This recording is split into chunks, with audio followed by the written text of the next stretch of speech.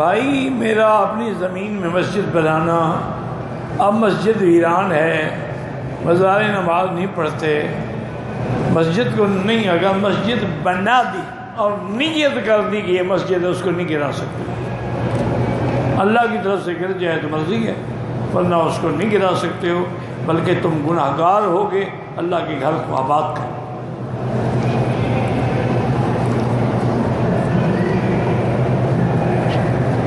کہتا جی کہ تشہد میں جب انگلی اٹھاتے ہیں اشہد اللہ الہ الا اللہ، تو آلہہ باطلہ کی نفی کرتے ہیں اور اللہ کا اس بات کرتے ہیں۔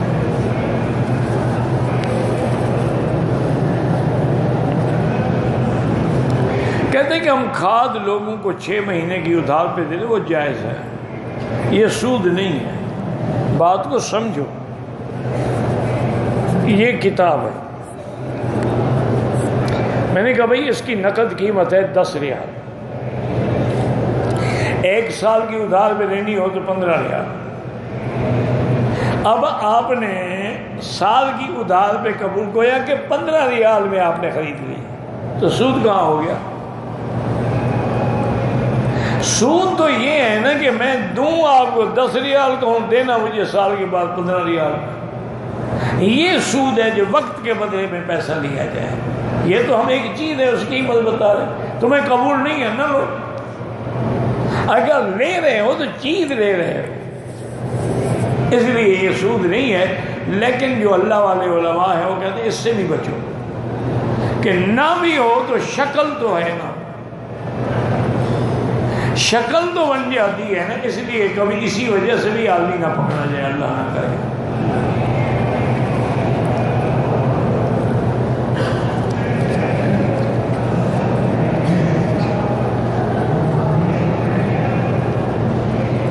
کہتے ہیں جی کہ ایک دن عمرہ کیا، میں نے حلق کرایا، دوسرے دن عمرہ کیا، بال نہیں تھے، کینچی پھیر دی۔ کینچی کس پہ پھیری؟ اس طرح بھی پھرواؤ، دم بھی ادا کرو، بال ہوں یا نہ ہوں۔ عمرہ کرنے کا بڑا شوق ہے، اور حلق کون کرائے گا؟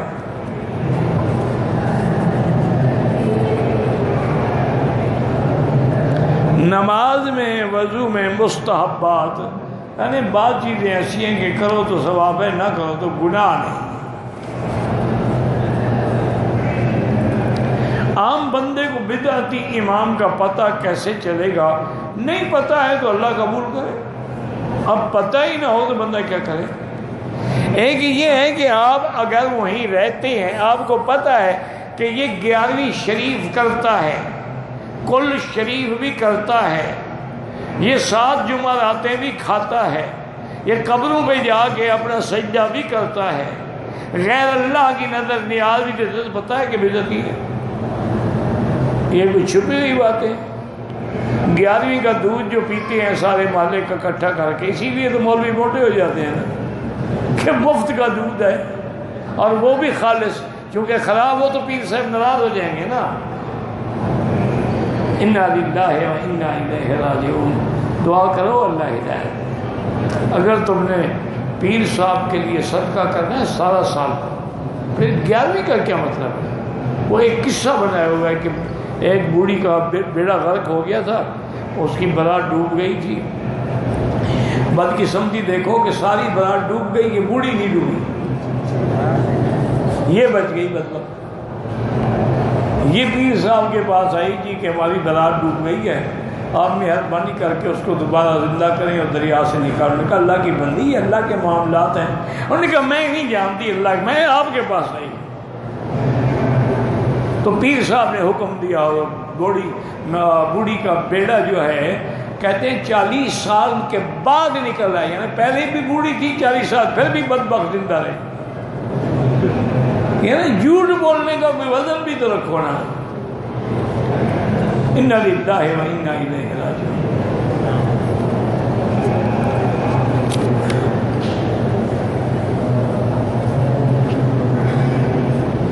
اگر آدمی دعا مانگ رہا ہو اور اللہ کے خوف سے یا کسی ہم اور غم سے آنسو نکل آئیں، تو ان آنسوؤں کو اپنے چہرے پہ مل لے، بالکل مل لے، کیونکہ جو آنسو نکلتے ہیں اللہ اس جگہ کو جہنم سے دور کر دیتے ہیں۔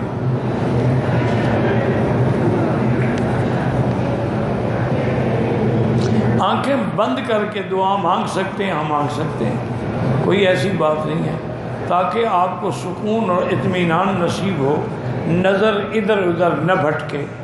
ورنہ یہ ہوتا ہے کہ ضروری نہیں ہے، اصل بات تو یہ ہے کہ دل کا تعلق اللہ سے ہو اور نظر نیچے جھکی ہوئی ہو، ادھر ادھر نہ دیکھیں۔ لیکن اگر بند بھی کر لیں کوئی بات نہیں، آخر اندھے بھی تو دعا مانگتے ہیں نا۔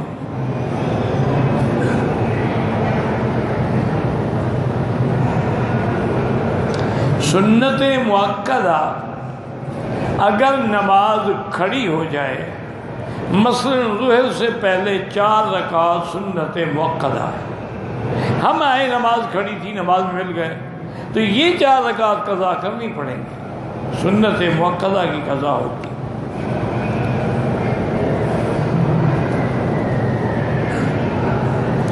اگر کوئی آدمی فرض نماز پڑھ رہا ہے، نماز میں اس کو رونا آ جائے اور اس کے آنسو بھی نکل آئے، نماز فاسد نہیں ہوتی، لیکن آواز اتنا نہ ہو کہ اس کی آواز کی وجہ سے اس کی حیت بدل جائے، پھر نماز ٹوٹ جاتی ہے۔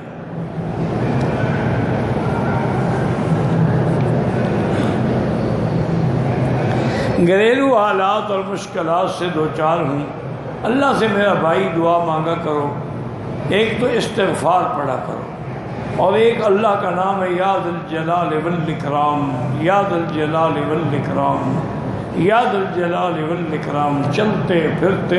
یہ حضرت ابی الدرداء حضور کے صحابی ہیں رضی اللہ عنہ، یہ ان کا وظیفہ ہے، وہ ہمیشہ فرماتے ہیں الجو بیا ذا الجلال، اللہ ذا الجلال والاکرام کے نام کے ساتھ پناہ پکڑو۔ اس لیے یہ زیادہ سے زیادہ چلتے پھرتے، وضو ہو نہ ہو، پڑھتے رہیں، اللہ پاک رحم کریں گے۔ ذکر جہری مفید ہوتا ہے یا ذکر خفی، یہ آدمی کے احوال پہ ہے۔ بزرگ دیکھتے ہیں کہ اس کی بیماری کا تقاضا کیا ہے، اس کو ذکر جہری سے فائدہ ہوگا یا ذکر خفی سے، پھر وہ تجویز کرتے، تم جو بھی ہو ذکر کرتے رہو۔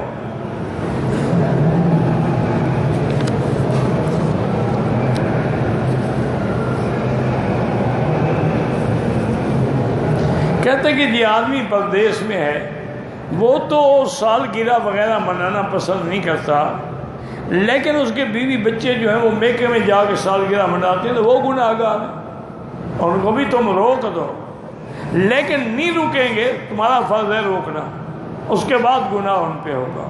جتنی سالگرہ میں پیسے خرچ کرتے ہو اتنے پیسے خیرات کر دو، اتنے پیسے قرآن لے کے کتابیں لے کے مدرسے میں دے دو، جب تک پڑھی جائیں گی تمہاری اولاد کے لیے دعا ہوگی۔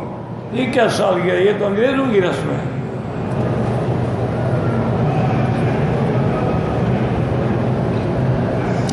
عالم اگر درس دے رہا ہو تو اس کو ہم دیکھ سکتے ہیں، ورنہ یہ کہاں ہے کہ عالم درس دے رہے تم اندھے ہو جاؤ، کیوں نہ دیکھو، وجہ ہے۔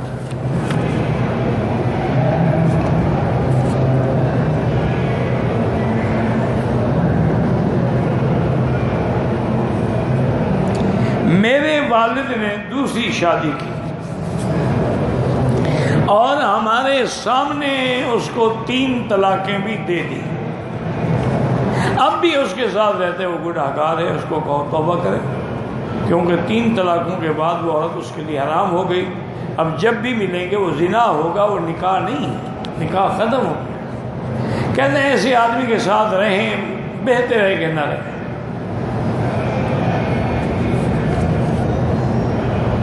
حلالی کا معنی یہ ہوتا ہے کہ اگر کسی عورت کو 3 طلاقیں ہو جائیں اور 3 طلاقوں کے باوجود بھی حالات ایسے ہیں، بچے ہیں یا یہ ہے کچھ ہے، وہ پہلے خاوند کے پاس آنا چاہتی ہے، تو اس کے لیے قرآن کا حکم ہے کہ فَلَا تَحِلُّ لَهُ مِن بَعْدُ حَتَّىٰ تَنكِحَ زَوْجًا غَيْرَهُ، وہ کسی اور بندے سے نکاح کرے اور وہ بندہ پھر اپنی مرضی سے اس کو طلاق دے، پھر عدت گزار کے پھر پہلے خاوند سے نکاح کر سکتی ہے، اس کو کہتے ہیں حلالہ۔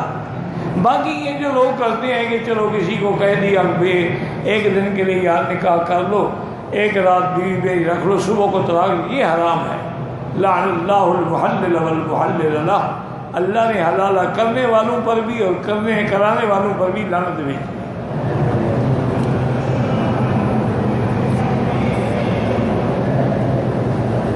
طائف سے طواف کے لیے نہیں آنا چاہتا، احرام باندھ کے آنا پڑے گا، وہ میقات ہے۔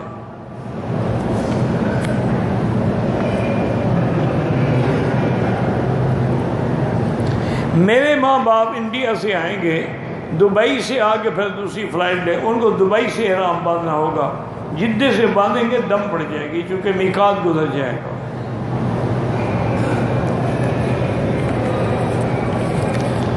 ایک بات ہمیشہ یعنی سمجھ نہیں آتی ہے، بھئی تم انڈیا سے آ رہے ہو، لاکھوں روپے خرچ کر رہے ہو، مقصد بھی تمہارا عمرہ ہے، تمہیں احرام کی کیا تکلیف ہے اگر 2 گھنٹے پہلے باندھ لو گے تو؟ اگر تم جدے کے بجائے دبئی میں باندھ لو تو 2-2.5 گھنٹے کا فرق پڑے گا۔ تو اگر پہلے احرام باندھ لیا تمہیں تکلیف، اگر تکلیف ہے نہ آؤ عمرے پر، کوئی کعبہ شریف آپ کے لیے اداس تو نہیں ہے، نہ مکے مدینے والوں نے آپ کو خط لکھا ہے کہ حضرت ضرور تشریف لیں، ہم نے آپ کی زیارت کرنی ہے۔ اور اگر آنا ہے تو پھر سنت کے مطابق آؤ۔ اگر آدمی کی نیت ہو نا جی تو اللہ اسباب۔ میں ایک دفعہ ہانگ کانگ سے آ رہا تھا، میرا 2 گھنٹے کے لیے اسٹے تھا دبئی پہ، احرام نہیں تھا۔ اللہ کی شان یہ ہے کہ میں نے دبئی ایئرپورٹ پر جتنا میں چل سکتا تھا نا، چونکہ بہت بڑا ایئرپورٹ، چل سکتا تھا، میں چلتا رہا، ہر چیز موجود تھی، شراب سے لے کر کار تک، لیکن احرام کی چادر نہیں تھی۔ اب میں آگے سوچا ابھی اب کیا کروں، میں نے پھر سوچا کہ ٹھیک ہے میرے اپنے بیگ میں لنگی ہے وہ نکال لوں گا، لنگی باندھ لوں گا، اوپر کبھی یہ توپ جو ہے کھول کے یوں ڈال لوں گا۔ خدا کی شان ہے وہ بیگ بھی سامان میں تھا۔ پھر بھی میں نے کہا ہو نہ ہو، میں اسی پجامے میں بیٹھا رہوں گا، بنیان اور قمیص اتار لوں گا، بیگ پڑھ لوں گا، جدے اتر کے چادر باندھ لوں گا۔ میں ابھی انہی سوچوں میں مبتلا تھا۔ یقین کریں کہ 3 آدمی بیک وقت احرام کے تولیے لے کے آئے کہ حضرت ہمارا قبول کر دیں احرام۔ میں نے کہا بھائی کس کس کا میں قبول کروں؟ انہوں نے کہا جی باقی رکھنے کا بھی پھر عمرہ کر لینا، لیکن اب ہم آپ کی نیت سے لے آئے ہیں تو قبول کر لیں۔ میں نے کہا مجھے تو یہاں ملیں گے۔ انہوں نے کہا نہیں جی ہم تو انڈیا سے لے کے آئے ہیں، تمہیں پتہ تھا کہ میں وہاں کھڑا ہوں گا؟ میں نے کہا نہیں پتہ نہیں تھا، نیت تھی۔ تو اللہ نے احرام بھی دے دیا۔ اتنے اچھے تولیے شاید میں نے کبھی زندگی میں بھی نہ خریدے۔ آرام سے غسل کیا، تولیے باندھے، رکعت پڑھی، نیت کی، سبحان اللہ۔ سب کچھ نیت ہو نا تو اللہ دے دیتے ہیں۔ نیت ہی ابتدا سے خراب ہے کہ آ رہے ہیں تو کیا جدے سے احرام باندھ سکتے ہیں؟ ان کو کہو جناب نہ تشریف لائیں، اپنے گھر میں رہیں آرام سے، آنا ہے تو پھر سنت کے مطابق آئیں۔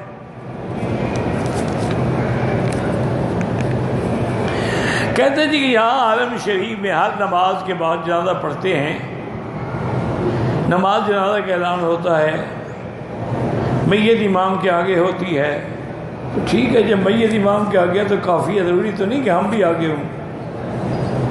تمہارا کیا خیال ہے؟ یعنی ہر آدمی امام کے آگے ہو؟ جہاں میت رکھی ہے تو امام نماز پڑھا کے وہیں جاتے ہیں۔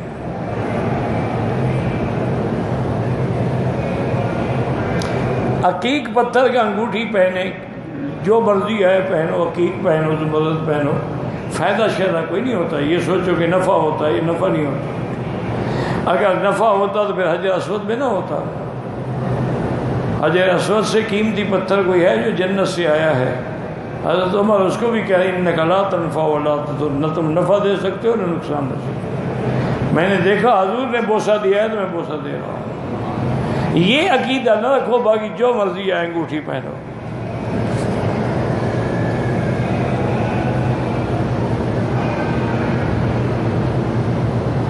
کہتے ہیں کہ میرے والدین فوت ہو گئے ہیں، میں حرم میں رہتا ہوں، ان کے لیے یہ دعا کرتا ہے تو رب ارحمہما کما ربیانی صغیرا، بڑی اچھی بات ہے، لیکن ان کے لیے طواف کرو، ان کے لیے عمرہ کرو، ان کے لیے حج کرو، ان کے لیے صدقہ و خیرات کرو۔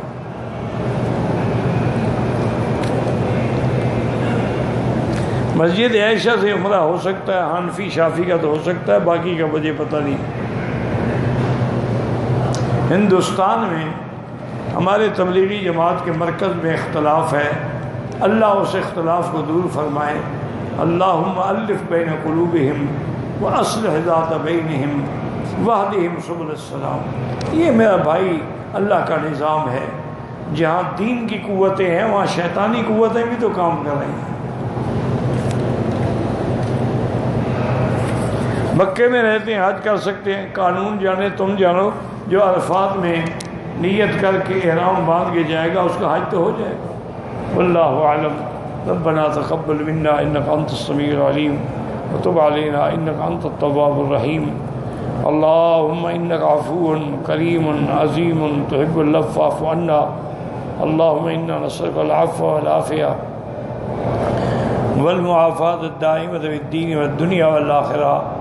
اللهم إنا نسألك العفو والعافية ودوام العافية وتمام العافية والشكر على العافية۔ اللهم متعنا بأسمائنا وأبصارنا واشرح صدورنا وأحينا بقواتنا ما أبقيتنا واجعله الوارث منا واجعل ثارنا على من ظلمنا وانصرنا على من عادانا۔ اللهم اقض حاجاتنا يا قاضي الحاجات یا سمیع الدعاء یا مستجیب الدعوات یا فارج الہم یا کاشف الغم یا مجیب دعوت المضطرین یا رحمان الدنیا والآخرہ رحیمہما فرحمنا برحمت تغنینا بها عن رحمت امن سواک۔ یا اللہ بیماروں کو شفا عطا فرما، یا اللہ ہماری ظاہری باطنی روحانی جسمانی بیماریاں پریشانیاں دور فرما، یا اللہ بے حیاؤں کو حیا عطا فرما، بے اولادوں کو اولاد صالح عطا فرما، بے روزگاروں کو روزگار عطا فرما، قرض داروں کے قرض عطا فرما، جن کے گھروں میں بچیاں ہیں اللہ ان کو خیر کے رشتے نصیب فرما۔ یا اللہ پوری دنیا میں مساجد ہیں، مدارس ہیں، دین کے ادارے ہیں، دین کی جماعتیں ہیں، دین کے افراد ہیں، ان کی مدد فرما، قدم قدم پہ حفاظت فرما۔ یا اللہ مسلمان فلسطین میں ہیں، کشمیر میں ہیں، عرب میں ہیں، عجم میں ہیں، افغان میں ہیں، ان کی جان مال آبرو عزت کی حفاظت فرما۔ یا اللہ حرمین الشریفین کو قیامت تک ہر فتنہ سے محفوظ فرما۔ ربنا آتنا فی الدنیا حسنۃ وفی الآخرۃ حسنۃ وقنا عذاب النار۔ وصلی اللہ تعالی علی خیر خلقہ سیدنا محمد وعلی آلہ وصحبہ اجمعین۔